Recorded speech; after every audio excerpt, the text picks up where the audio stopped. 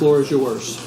We're going to go ahead and convene the meeting. We do not have a chair or a vice chair, so we're going to start with the Pledge of Allegiance as we always do, and then we'll elect a chair. I pledge allegiance to the flag of the United States of America and to the republic for which it stands, one nation, under God, indivisible, with liberty and justice for all. Okay. Since we do not have a chair or a vice chair, we need to elect a temporary chair, and I will go ahead and conduct other elections as we have in the past. So the floor is now open for nominations from the floor for temporary chair for this meeting. Yes, ma'am. Karen. Okay. You beat me to it. I was going to move. Got to be quick. There's been a nomination for Ms. DeRoche to serve as a temporary chair for this meeting. Are there any further nominations? Hearing none, nominations are closed. All those in favor, please indicate by saying aye. Aye. Opposed, same sign. It's unanimous. Welcome. You're the chair. I'm passing to you. All right. Well, with that, we will go on with the approval of the minutes. Has everyone had a chance to read? And if so, I'd like to entertain a motion that we approve. So moved. Second. Okay. All in favor, say aye. Aye. Any opposed? Motion carries. We now have the public comment portion of the agenda. We have no speakers. Anyone from the audience care to speak at this time on agenda items? I see none. So we'll go on with our presentation. The first one by Mr. Steve Feigenbaum on the Hillsborough MPO HART Operations and Maintenance Facility Study. Mr. Feigenbaum, welcome. Thank you. Madam Interim Chair, members of the board. I'm Steve Feigenbaum, the HART's Director of Service Development, and I'm here to introduce our facility study. And I want to put this, before we started on the actual study, I just wanted to put this into a little bit of context of why we are here doing this. During the Go Hillsborough process, one of the things that we came to a very quick realization on at that time was that if we were to go into any significant expansion of our fleet, we didn't have the facility or the room to maintain any additional buses. So we needed to look at the possibility of expanding our existing facility or a satellite facility. We did place into the Go Hillsborough plan a satellite facility, but we really didn't have some of the information we needed, such as a real definition of cost and the items that should be included in that to really, at that time, proceed. So we got together after that whole process had concluded. We got together with the Hillsborough MPO. We worked with them and placed a facility study into the unified program of work projects, and that's what the final product of that is what we're going to hear today. What we really wanted out of this study is to go and get some very basic questions answered, such as how large would the footprint of an additional facility be, or of a satellite facility? What would it be? What would be an ideal location? Obviously, we'd like to try to keep it as close to the existing facility as possible, but what would be our ideal location? What would be the needs of such a facility? What would we actually have to have in that? What should it include, and so forth? And also, would there be some areas of cooperation that we might be able to go and share facilities with? And also we wanted to have some layout alternatives, something we really wanted to go and have the footprint large enough that we could grow, but maybe not right away. And finally, and most importantly, what would be the cost of such a facility be? And this is really the first step in an overall federal process, that we would need to go and have this type of evaluation done before we really were to enter the federal process for funding. So we're making that assumption that for such a facility, we would want to go and seek federal funding. And since the time that we started this process to where we are now, we've now engaged in a COA, a Comprehensive Operations Analysis. And the COA in its first year will probably shrink our fleet somewhere between 25 and 35 vehicles. So that need, that critical need that we might have seen back when we first started this process might be a little bit reduced, but it's going to come back because we will be using this document to inform our TDP. And as we go through the TDP into what we'll call the funded years, where we're going to be adding additional service, a lot of that having to do with frequency, which will require us to add additional buses, then somewhere down the line, we will be back to where we are right now. That is, we will be at capacity and we will not be able to go and accommodate any additional vehicles. So though the need may not be as critical, the need will again arise somewhere in the future, and we will use this study to, again, inform our TDP so that we could then, at that time, if we do desire to go to another facility or enlarge our facility or go to a satellite facility, we will have this step completed, and we'll be able to go to the second step in the federal process, which is the preliminary PD&E work. So with that kind of context of where we came from and where we are today, I'd like to introduce the team from AECOM who conducted the study. Casey Kersey. Good morning. And I've got Chris Martin with me also, who did the layout plans, if we have any technical questions. I'm Casey Kersey. I'm a project manager with AECOM. And this is a jointly funded project. We are a general planning consultant for the Hillsborough MPO, and they hired AECOM to do this technical work. We have a whole group of transit planners and engineers that this is what they do. They were part of building the recent Lee-Tran facility. They work daily with Lynx every day and were part of Lynx putting in together their new operations and maintenance facility over the last 10 years. And Chris was part of that. So we were fortunate to get this opportunity to support you on this project. As Steve said, the long-range plan, the TDP has this as a placeholder as well, looking at a satellite facility. The HART's MPO, a long-range transportation plan, also has looking at a satellite facility as a line item in there. And this particular action does not commit HART in any way to make a decision. It really is to get you prepared if in the future you need to move forward with FTA conversations and funding. Tell me, am I moving it here to advance?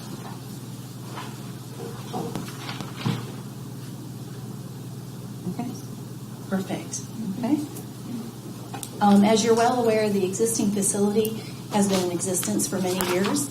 Back in the early 90s, I ran an onboard survey out of that facility, so I'm very familiar with the old original facility. It's been expanded to maximum capacity. It has some very obvious site challenges, the drainage issues, which you're aware of, difficult turning movements for parking, storage, fare collection, and then the fueling for CNG, of course, which is a HART policy, will require over time to add probably additional CNG tanks, and you want to have room for that.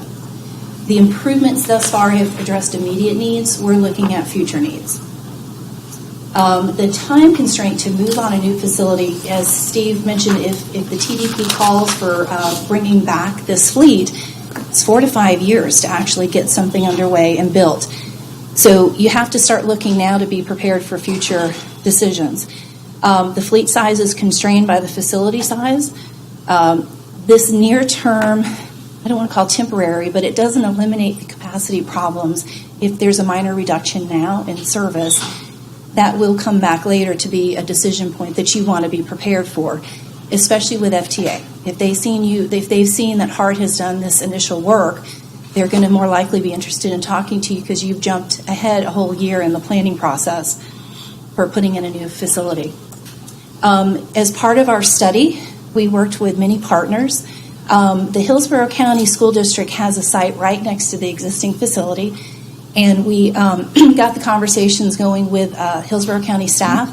They met with us to look at the current facility and talk about if their site, if there was a way to purchase it, was it the right size, could we share, could we swap. That conversation will continue to be ongoing because, as you know, they're dealing with their courtesy busing issues.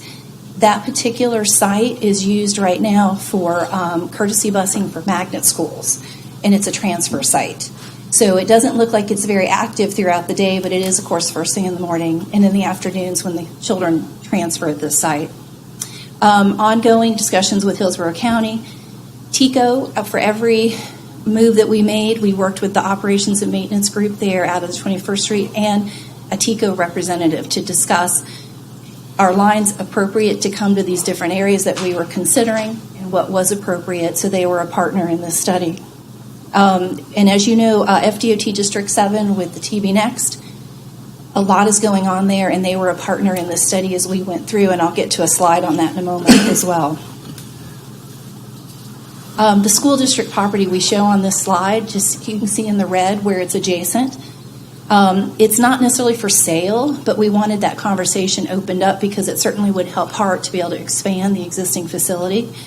It really is too small to consider it for your long-term plans, but it could be a very good short-term option if you could use that site and the maintenance building that's already on property. For FDOT District 7, they asked us when we first kicked off this study in fall to do a very quick assessment of what would be the minimum acreage that they might look at when they're redesigning the interchange, possibly if this maintenance facility could go and use this area.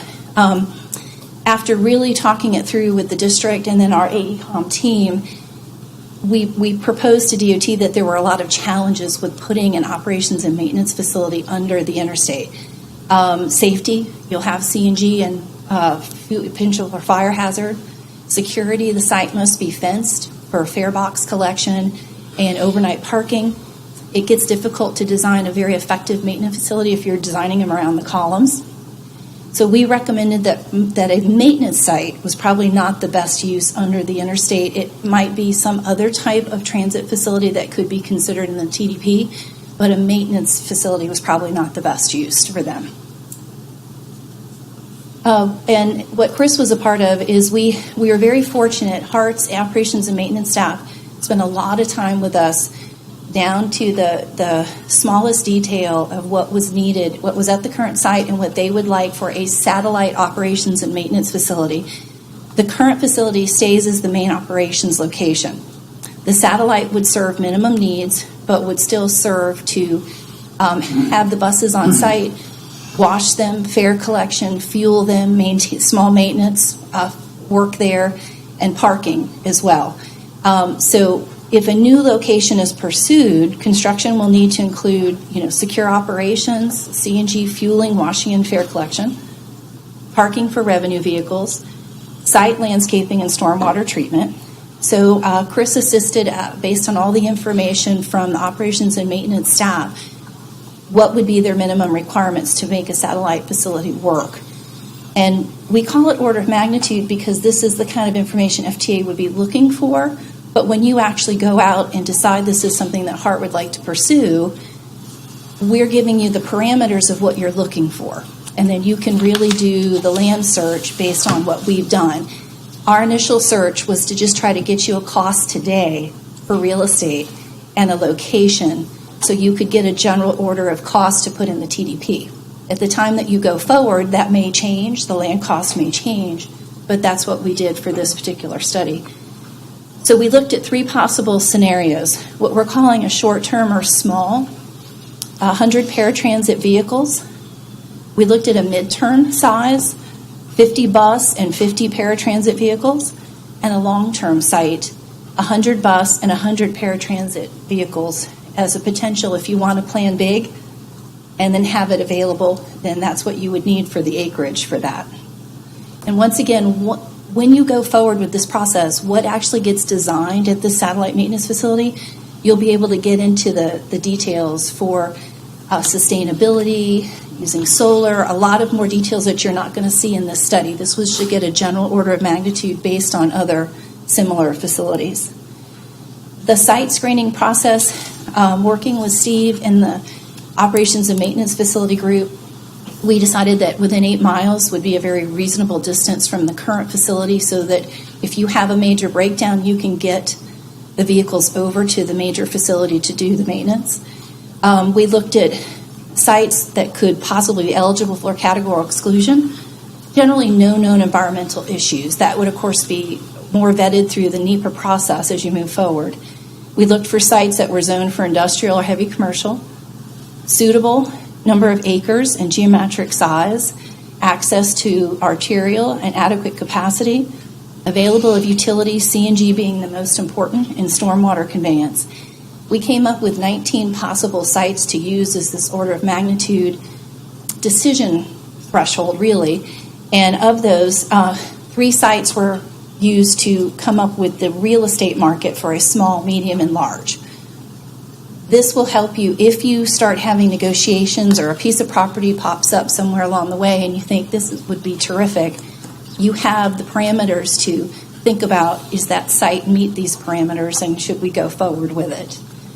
This is a long-term planning process. As I said, it does not commit HART to any action at this point. This is what's already been accomplished with this study. It sets the stage for several converging opportunities, creates planning costs for future considerations, determine functions of the new facility using your operations and maintenance staff, number of vehicles, fueling, maintenance, and operations. It determines the site size for short to mid to long-term scenarios. It conducts the initial site screening process. It develops preliminary concepts and costs to take advantage of potential federal and state funds. What it does, if anything, FTA looks at it and says, hey, HART's already done this 1-year project, we might consider talking to you a little bit sooner to a property that hasn't done this jump ahead for this 1 year. The next steps. If HART and the MPO choose in the future to move forward, and we've included MPO seeing it was a coordinated effort to pay for this and through the long-range planning process, these were the actions that will need to be taken. Identify sources of funding, refine site functions and size to narrow the search for an actual land acquisition process, address FTA requirements for land acquisition, develop schematic and final design phases. That's where you get the chance to include your sustainability policies that are so important to HART, and you'll conduct the bid process and complete the construction. We've shaved off a whole year of this process already by this initial study, so you're still looking at 3 to 4 years to actually get a site underway. This information will be documented in HART's TDP and the long-range transportation plan once it gets updated to make sure all the plans are consistent. The study criteria also can be used to more effectively negotiate and coordinate with other agencies. Tampa Bay Next, of course, as design continues with that, if that project continues to move forward on all the interstate areas, you can use these parameters to look at possible sites. Safety being the biggest issue, though. You don't really want to be right under the interstate. And then the regional premium transit study. Whatever they may propose, you've already made that first initial step to look at how it could support additional vehicles if that's what's recommended. That, Steve, any questions? Okay. Is that it for your presentation? Or? It's a short one. Yeah, the last thing I just want to say about it is that this is really what we would consider a non-perishable study. That is, we can have it now, but we can also be able to use it there in the future. We have to do a little bit of updating probably with respect to some of the costs, but otherwise, yes, we have shaved a year off the federal process by doing this because it is a non-perishable type of activity. Okay, very good. Any questions or comments from board members? Commissioner Kemp? Yes, thank you. I wanted to ask about, I've talked about this before, I see a lot of bus agencies, transit agencies across the country are moving more and more into electric vehicles. I expect that will be the future for most, for all of our transit and cars. I just wondered about the impact of CNG on designing a facility, how much space, what that requires of this footprint. The CNG, of course, a new facility would have a fueling station, just as if you had electric vehicles, there would be some sort of accommodation for charging. My assumption would be, depending on when that would be, we would still have, right now, the policy is to go to all CNG, so that we're making that assumption on this. We would have to go later, we would have to look at what would be needed in terms of electrical charging stations, so that'd be something that we would have to add sometime down the future if there was a decision made to go to electric vehicles. What does the footprint look like For CNG, is it just like, should we be just thinking of what it would be if it were a gas station for buses? What does that require in terms of space? CNG's, the footprint's not necessarily that large. It's no different than what the fueling that we require right now. The main thing with the CNG, and correct me if I'm wrong, is that you have to have the line coming in. So that's why, in looking at some potential properties, if we continue along the path of all CNG, say there's a property A and property B. Property A has no access nor planned access by TECO for any kind of CNG lines. That rules that one out. If Site B does have that, well, that becomes a notch in its favor. So, yeah, that's a critical aspect of any type of site selection right now. Be the type, if we're going electric or going to CNG. Right now, our assumption is going to be CNG unless it's changed. I don't think it's going to be a major change on the acreage requirement, is what you're asking. To replace the CNG with possible electrical charging stations, you may, Chris, we may reconfigure. And once you get to your actual site, if this were to move forward, that's the time that you would really work out all these details. But you're still going to use quite a bit of space to do the charging as well, because you've got to put the buses over there to get charged and then get them back to where they're stored for the night or set up to leave the property. So I don't know that it really cuts down on your acreage in a considerable way. I was just curious about that. Is there a way that also having a satellite operation is, rather than expanding the current operation, having a satellite operation is an advantage? Well, probably. I mean, ideally it would be to try to expand where we're at, but really we're fairly well penned in by all the land uses around us, unless something should suddenly come up. And if you wanted to go to our ultimate scenario on this was 100 transit buses and 100 paratransit. And that was, I believe, about 26 acres would be required for that.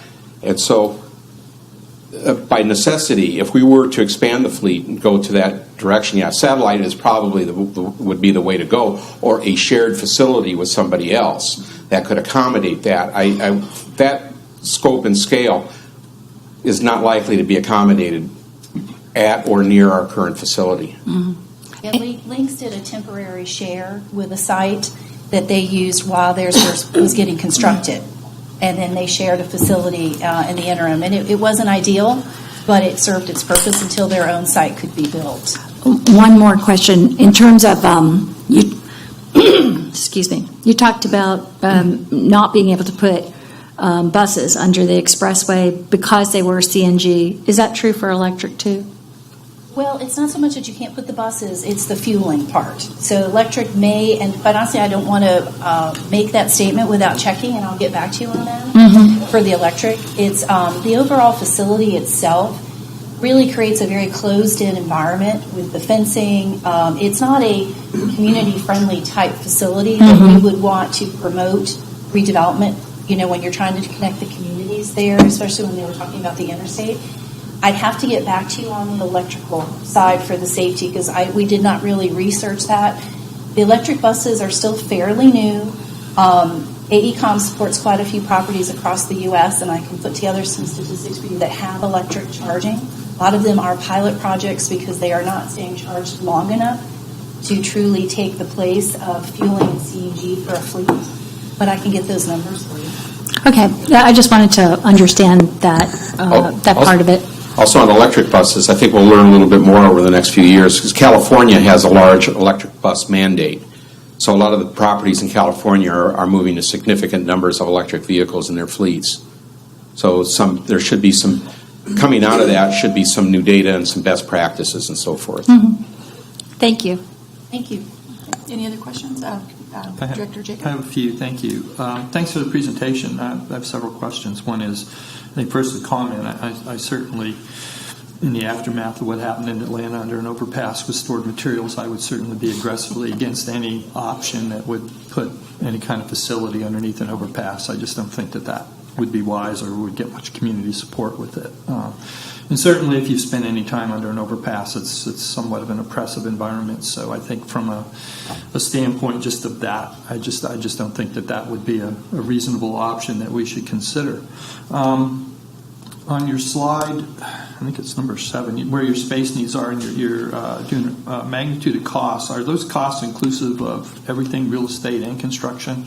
Yes. So that's an estimate of real estate and construction. Yeah. And have we considered? We've made a commitment to CNG, obviously, with our bus system. Have we made a consideration if we're going to do a satellite that you would actually move different vehicles over, so you would have the satellite facility would say do your paratransit vehicles, and then our existing facility that's already been retrofitted for CNG would do our 40-foot buses or our buses that do that. I mean, is that part of the consideration of this, not just looking at total facility, but does that make sense from a logistical standpoint in terms of where those buses need to be? Is that something? Since we're replacing the existing diesel vehicles by attrition with CNG, our fleet, the proportionate number of vehicles that'll be CNG by the time anything like this would come along will be much greater than what we have now. Right. So we would be assuming that a new facility would most likely be CNG, and there would be really not, if that's the way we're going, or electric, and getting away from diesel, it wouldn't behoove us to go too much into design or store or maintenance of non-CNG or non-electrical vehicles at that facility. So we're making the assumption by and large that yes, everything over there, at least for now, would be, if this is done, that it would be all CNG. And so with putting together a construction cost for a satellite facility, have we looked at is there renovation costs in terms of the existing facility included with that? As you move things out, how do we look at it from an efficiency standpoint in terms of the maintenance costs with it? And if there does have to be renovations at the existing facility in order to accommodate this, what are the costs, the lost productivity costs also with that? So I always look at it from a design standpoint of how do you look at it from not just what the cost is, the physical cost, but what are the costs in terms of with the lost time, the moving people around, the redirecting a facility if you're doing renovations, so we can make an assessment of that, of what's the value and what kind of investment we need to make at each site. Well, and Steve, kind of help me fill in the gap here. With the improvements that are going on with your existing facility now and the grant money that you're doing to retrofit was not included in our cost. Our costs are a brand new start, buy the land and start new. So we didn't mix and match that in terms of efficiency of the downtime of your facility. You could look at possibly getting a satellite going for that reason if you needed to move vehicles over. We did not go to that level for this particular pre-concept phase. That would be your next step. You could do a study to do that and really compare the efficiencies there. Ours was straight, if you started brand new with a satellite, with the small, of course, being just paratransit, and then mixing for medium and then large bus and paratransit. Yeah. So we would need to get numbers for you like that for the next step, but we did not try to compare what's going on in the current facility. Yeah. That really wasn't a part of the aim on this. It was much simpler. It was, again, just to answer some basic questions. The additional questions could be answered in the PD&E phase or some other phase that we would want to do. If we actually get to the point where we're going to be serious about looking at this, I mean, again, the COA sets this back a few years because of we're going to be skinning the fleet down. Mm-hmm. But if we are going to expand, particularly in the areas of frequency, because frequency requires vehicles, then we'll eventually, again, we're going to get to that point where we're going to have to start looking outside, and then that's where these other costs, we'll be evaluating that at the time and updating what we already have. It's a natural place to want to go and know those answers, but that's not what we've looked at yet. Okay. Ms. Egan, did you want to make a comment? Thank you, Madam Interim Chair. Madam Chair. Interim. Madam Chair. I don't know if anyone from our finance team or PMO would like to weigh in, but when we had received bids to renovate our existing facility, we did receive an unsolicited proposal on replacing that facility. So I see the tag team is going on here. Our CFO, Jeff Seward, is taking control. Good morning. Jeff Stewart, Chief Financial Officer. As you may recall, we've had a project on our CIP for the last couple of years for the renovation of our current heavy maintenance facility. Over the last few months, we have looked at whether or not that is a true good investment for our federal dollars. Expanding, essentially, the investment of any federal dollars into that facility will expand the life of that facility into the foreseeable future. Knowing that those fundings will barely touch what really needs to be done with that building, we, with staff, have looked at what it would take to enhance that building to the point where it would almost be a new building. So to that point, we are actually looking now at a design for a brand new heavy maintenance facility at our current location out of 21st Avenue, where we could leverage those federal dollars for a new facility, as well as looking at some financing options for the whole build-out of that facility. So we feel very strongly that the investment, and I was a naysayer in the beginning, staff brought me along, and based on being good stewards of taxpayer dollars and that federal investment, it would be a fantastic opportunity for one to get a new facility. It does not add capacity, however, as the study has discussed, but it does solve the issue of our current heavy maintenance facility and the shortfalls of that building, from ADA compliance to the way that our CNG was implemented, to safety and opportunities for our employees that repair and work on our buses. This would provide that opportunity. And in the next month or so, couple of months, we'll be coming back to you and the full board with discussions on how the design would proceed. So we are looking at a design of our current facility on that same footprint. To Mr. Jacobs' comments about intrusion upon current work environment, it would be a separate facility on the site somewhere else, and it would not impede the current work that's being done on our fleet. Okay. Yeah, as I understand it, I think I was talking to Greg about it earlier, that it's going to be in the back part of the site there where you're currently parking the buses. Is that what the projected location is for the new facility? There are a couple of options of location, and part of it is predicated on what our stormwater issues look like. We don't want to build the building, brand new building, in our great flood zone that we have in the back. Yeah, I mean, all of us here, I think everybody to a person on this board is going to agree that the problem we have is that we do increase the public awareness of the importance of public transit here, and we continue to increase our fleet and our ability to serve the community. But we all know also that it's difficult to do that unless you have a really strong maintenance program in place to keep your facility and your fleets road ready and operational at 100% capacity at all time, which is a tough goal, but certainly that's our goal with this. So I'm always very interested in while we do this, knowing that the existing facility obviously has some challenges. We have to keep up with technology. And looking at a satellite facility, I know I'm asking the question before this study is done on this point, but certainly if we have a satellite facility, what are the costs of redundancy, either personnel redundancy or maintenance redundancies that we would have? I would hope that we would be looking at all of that in terms of helping us make a really informed decision on which way we want to go with this. I think this is an important project that we need to really carefully study and think about because this facility like this, I assume, has to have a 25 to 30 year life to it based on what our commitment is to what we decide to do as we transition a fleet completely out of diesel to CNG to potentially electric, depending on what decisions we make. So, I'm hopeful that all of those things will be included in our next steps so we can really take a hard look at this. And we can certainly help you on that as well. Terrific. Thank you very much. Thank you. Okay, any other board member comments? Okay, thank you very much. Very informative presentation. Next, we have a presentation, again with Mr. Fagenbaum, on the MOU between HART and T-BARTA for the provision of van pool services in FDOT-funded transit corridors. Great. I guess I don't need to reintroduce myself. Altogether too well known. Michael Case from T-BARTA is here, and this. I'm actually excited about this, and it takes a lot to get me excited. But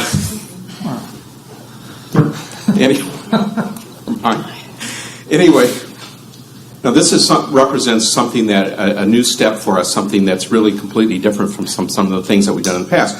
What we're proposing to do is to and for the board to approve a memo of understanding between HART and T-BARTA to be involved in van pool services in a couple of FDOT-funded corridors that we presently have some express routes running into. We are the transit provider, and T-BARTA is the van pool service provider for this region. And so this type of an arrangement is a natural.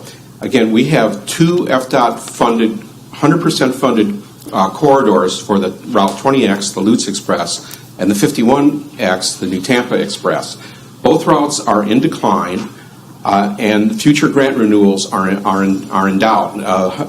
The transit corridor grants are renewable, but FDOT has taken a look at the ridership on these routes, and basically they've told us, well, unless we do something to improve overall performance inside those corridors, we're not going to get a renewal of those grants.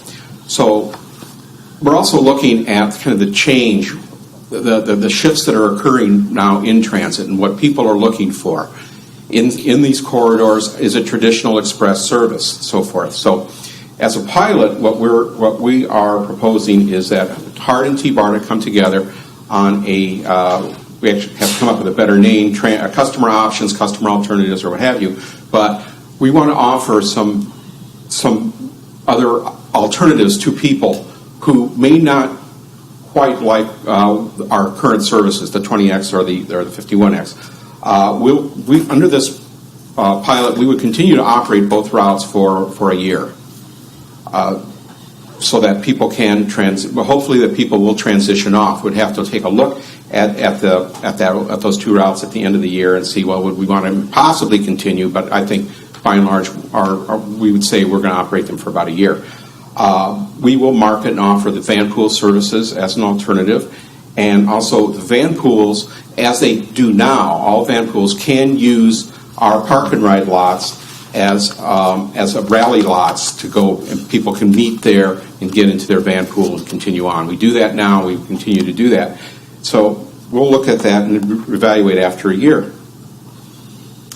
And just to illustrate the decline in ridership on these two routes, the interesting thing about both of these routes, and in fact in Express in general, is that the decline in the express routes has really predated the overall decline in ridership that we've had as a system.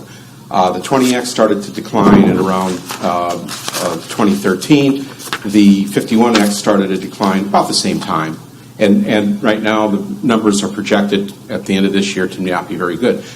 The reason our express routes have not done very well is a number of reasons why. We just don't offer enough service. We only offer on both of these routes 2 trips in the morning, 2 trips in the afternoon, coming back. And that's really not enough to attract anybody. People are looking for different alternatives. Also, we're not able to offer service at a variety of times. Some people want to be downtown at 7 o'clock, 8 o'clock, 9 o'clock. We don't offer that. We only offer these trips from Lutz, from New Tampa to downtown Tampa. We don't offer services to McDill. We don't offer services to West Shore. So van pool, on the other hand, has that ability to be much more flexible and cost effective than what we are doing right now. So that's why we're really excited about the potential of partnering with T-BARTA and offering van pool, at least in these 2 corridors, and see how well that performs. So we're also looking at things other than just the van pools. We're also looking at adding hyperlink services into these corridors, and that would be the first local service in the New Tampa area. They have none right now. We had been proposing the New Tampa Flex. We want to shift that from a traditional Flex service to a hyperlink service. We'll investigate using the TNC type companies, the Ubers or Lyfts or anybody else that might be in that market, the rideshare companies.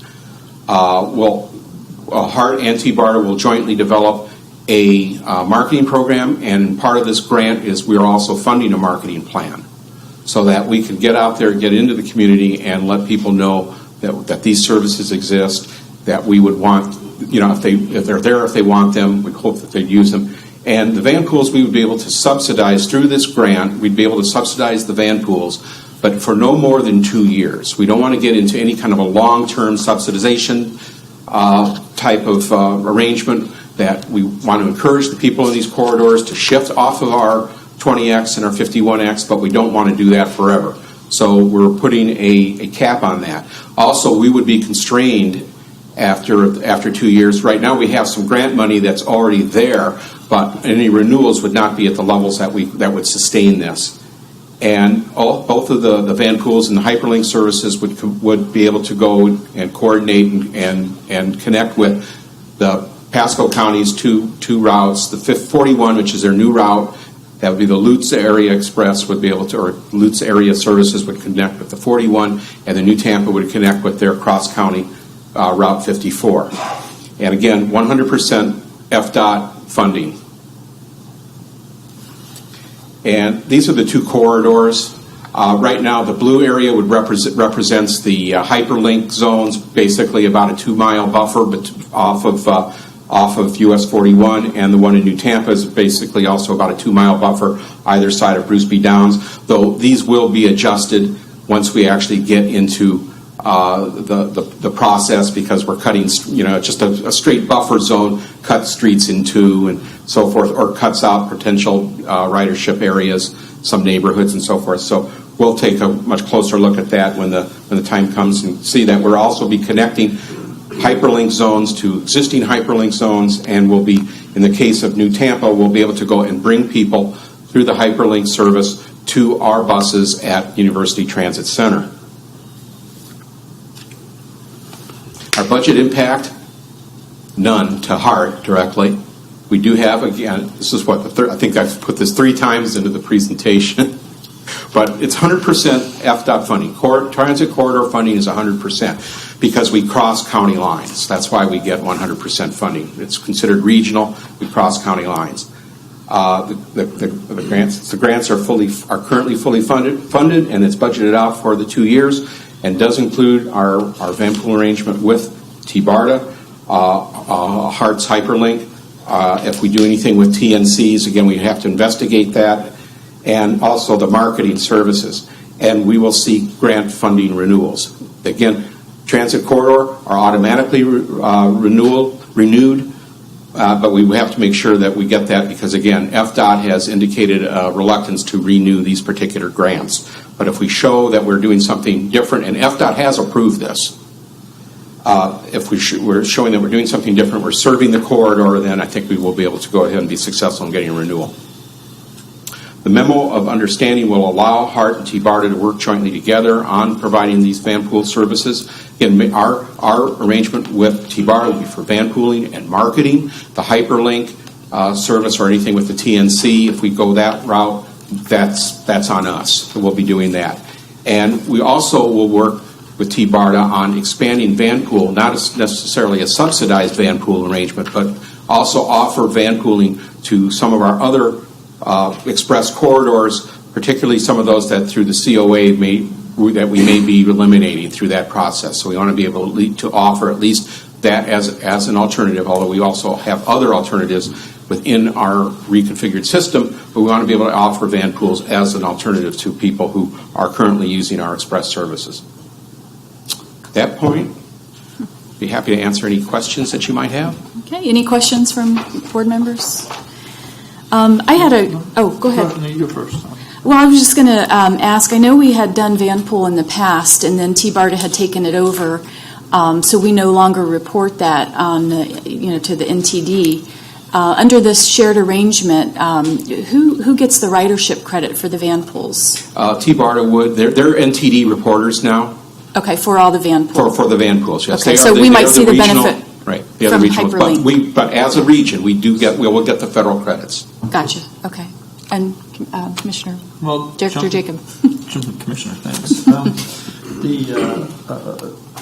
So jumping on that in terms of how do we market this out? What's the next step in terms of marketing this to our customers? We have people who are using these. What we do now. How do we do that, and what do you think the potential based on this change is to increase ridership or offer more options for people? Well, we will be developing a marketing plan. We'll be working with T-BARTA, and that's a deliverable to FDOT that we will owe FDOT, and that's also part of our memo of understanding is marketing services. So we've had some preliminary discussions about that. We'll be using our marketing team and T-BARTA's marketing team, which work together on that. We would be marketing that directly into these corridors. I should probably leave that to our marketing people to describe it better. That they could probably do a better job of it than I can once they've developed the plan. But it is going to be very targeted, and also we want to target a lot of that marketing to our current users. Because again, part of the emphasis on this is to look at the people who want to who are using or may want to use our express services, but either are not finding them sufficient in terms of the numbers of trips, the times of the trips, and so forth. This is where Vanpool becomes a much better alternative to them. So it wouldn't be the type of marketing where we're going to have a lot of radio or TV, because we're going to miss a lot of we'll hit our targets, but we'll also hit a lot of people that we don't really intend to hit. It's a little bit too broad in base, but we'll be marketing that strictly or into the corridors. We'll be doing some marketing to our other express folks, particularly the ones that where we're going to recommend deletion of those routes. But pretty much a lot of the marketing, effective marketing, is a lot of good shoe leather marketing, as we call it. I could add to that as well. And being that our third-party partner, Enterprise, now, who acquired V-Ride last year, we're transitioning all riders over to a new, enhanced, streamlined system. We are able to leverage the resources that Enterprise has, which is a very large national company, to help market the program. We're also working on a digital marketing campaign, which is currently separate from this program, but will be eventually related to it, where we're able to specifically target our demographic and our target riders by their geography and where they are. So again, like Steve said, we'll be working with your marketing team and Enterprise to help put together a comprehensive plan that will make sure that they know about the option and that they can move forward. And one more, if I may. The FDOT Transit Corridor funding, obviously this service is dependent on that. Is that funding dependent on any performance criteria or metrics that we have, or is that renewable? How would that work so that, as we make this change moving forward, we know that the money would be there on a long-term basis? Well, FDOT, FDOT doesn't have any specific metrics, like any goals that they set for us, but they have let us know. They have let us know that they are not happy with our current situation and our current ridership and the declines. Mm-hmm. So we would work with them as we go through this process. Our next renewals are not for, I think, about another year, so we have some time to work with them, but they're very supportive of what we're doing right now. I think they realize that we do have some startup time and some lead up and so forth, that it'll take maybe a little bit of time to build, but I think they are basically very, very supportive of what we're trying to do here. But we don't have exact metrics back from them as far as what they want to see. But I think if they see this particular type of progress, that we're expanding into something new, something different, and able to offer these varieties of services, that they should be fairly happy with what we're doing. They're very happy with at least what our proposal is. So we're very thank you, Commissioner Kemp. Thank you. I just want to say that I'm excited about looking at this and seeing how we move forward. I think the Vanpool program is a really good option for routes like this. The numbers in 2017, the 14,000, the 11,000, kind of really belie when you really look at the numbers on those routes every day of those buses. I was looking at it, it was 11 to 15 people on the bus. That's what those numbers mean on a daily basis on each bus. And the Vanpool program is, if it works, if it does this, is really appropriate for ridership of 5 to 15 people. That's what the Vanpool supports, and could be a really good option. It's also the return on investment, even outside any of of the subsidies that are offered. I don't know if they're more extensive than what's offered now by TBARDA, but those have quite a good return. I think we figured out something like, it was figured out 46%, which is extremely high. The only other transit option that I saw that performed like that was the ferry, actually. And so I think this is a really good way of handling these express routes, which have performed very poorly from all I can tell.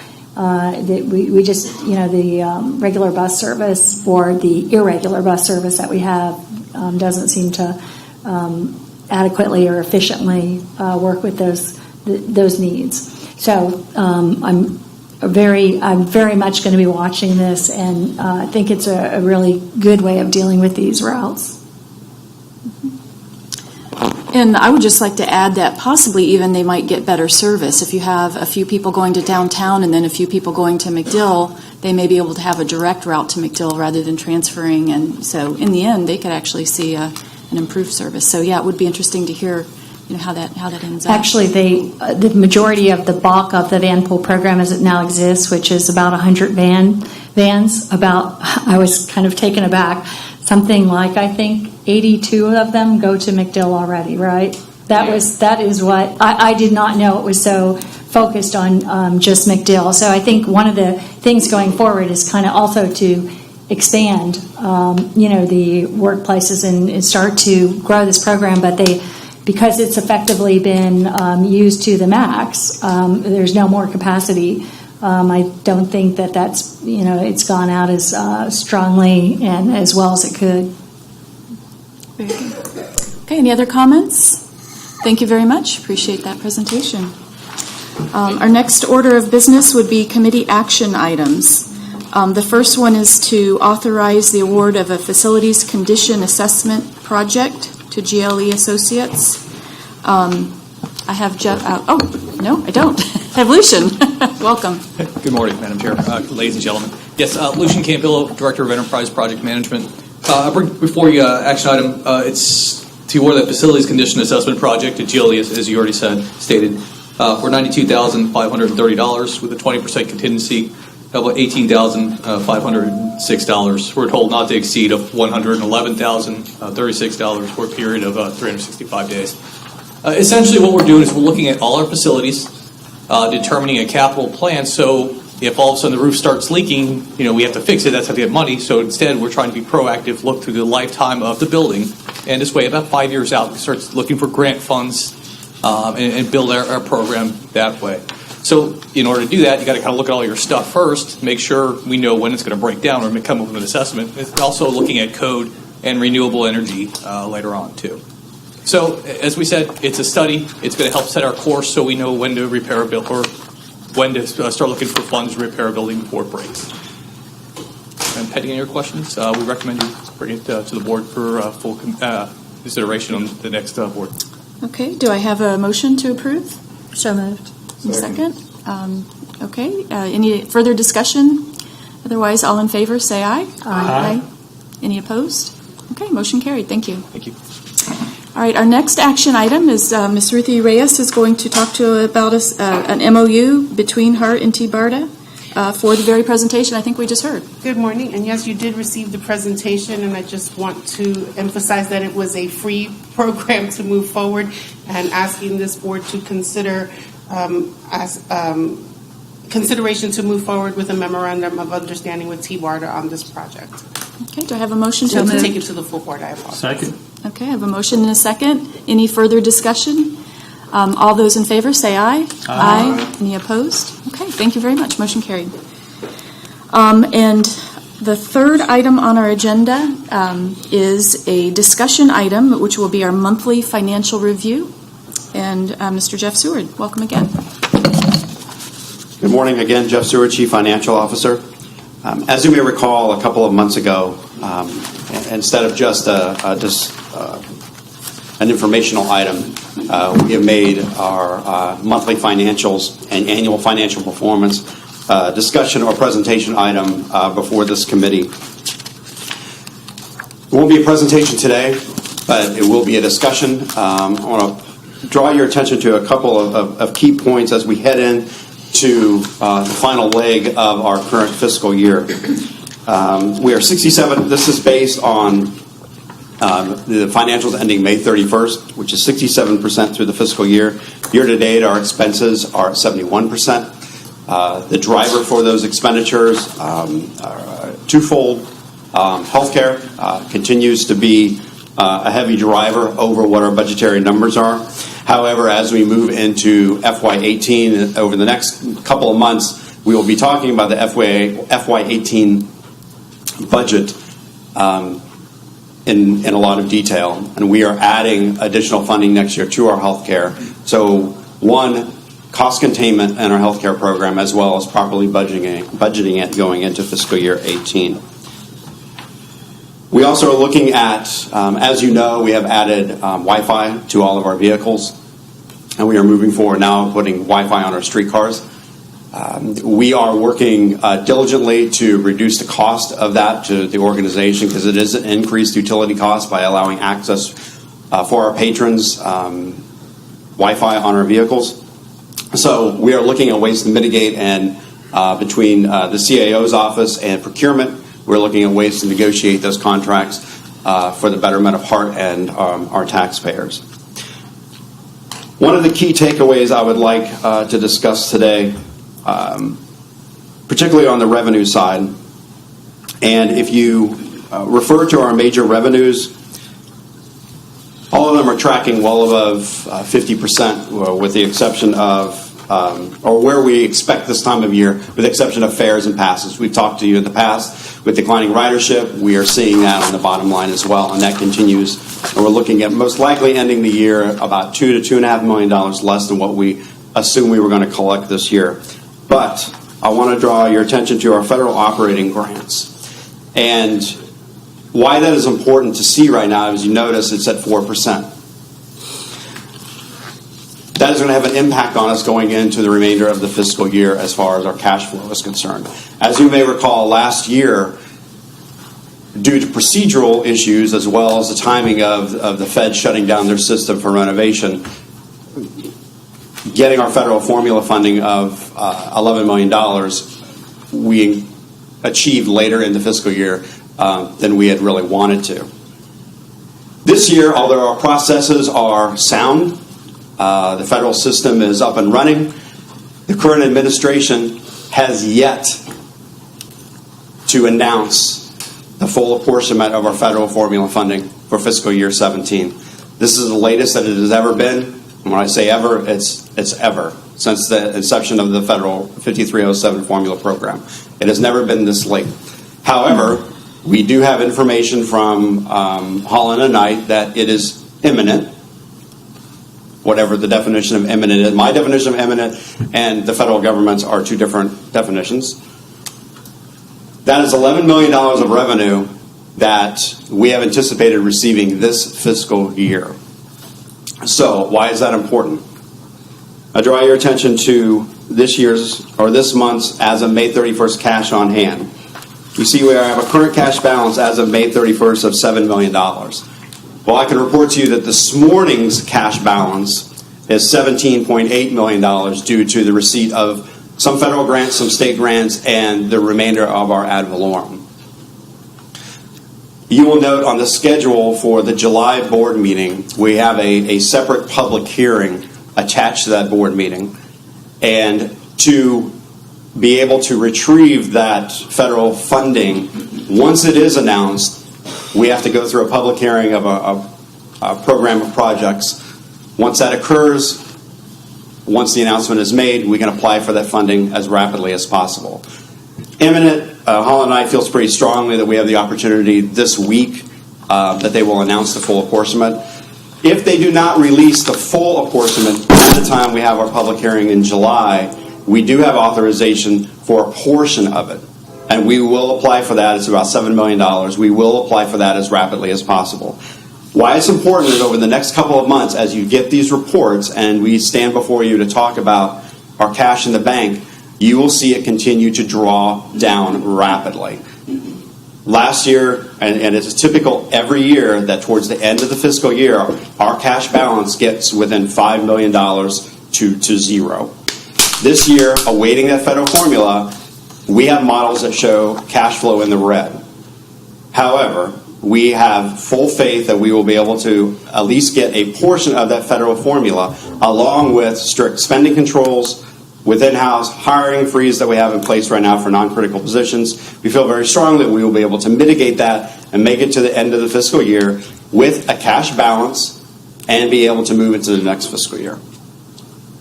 And to add on to that, this is one of the reasons that we are recommending that the increase in ad valorem from this year's level to next year's all be dropped into the bank. So in a 3-year window, we will have the ability to add an additional $10 million into fund balance. So we are not in a situation that we worry in the summer. It is changing how the agency does business. As far back as we can see in our financials, we have always done business this way. We have always had a very lean summer. Clearly, that's not the way to go forward and to grow a sound organization. So it's not just a lot of work by the budget department. It really is a fundamental change in how we have historically done business here at HART. So just bearing in mind, as we come back from the COA public meetings, we'll have a lot of people asking us to restore service. We will not change the way we do business if we cannot start putting some money in the bank. So we're in a good position for this year, running into where our fund balance will be at the end of the next year, well, the end of this fiscal year, and then adding in each year, going on out. This goes without asking, because I'm sure you've probably been on top of it, but I know in the CAFR it mentioned that we needed to be a little more proactive in requesting our reimbursements every month from DOT and every quarter from the feds. Are we on top of that? The ones that they've actually authorized, we absolutely are. Okay. And that's why the balance has changed so drastically from May to now, is that we both federal and our state grants we are on top of, and they're very quick within maybe 48 hours of reimbursement from request. The government? So that's a great system, and we will provide information to the board once we hear that the apportionment has been announced, hoping that it is this week.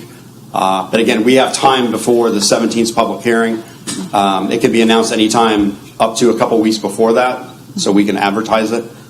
So we have about a 3-week window for them to be imminent, announce their apportionment. So, and I guess that would be something we'd see in the CEO Weekly. Yes, ma'am. And again, to Jeff's point, we're going after the partial apportionment, which is about $7 million. So if we receive notification between now and the public hearing that the full apportionment is available, we obviously will go after that. But we will, at a minimum, go after the partial and then go after the remainder if that's how the timing comes together. The reason we haven't gone after the partial is usually the partial notification does not come out very far from the full notification. So to go through 2 public hearings and 2 levels of requests up through this year has not been a better way of doing business. However, again, with the time frame, we'll go after the partial. Okay. Yeah. And we really thought we would get the full announcement by Memorial Day. Right. But it just never came. Okay.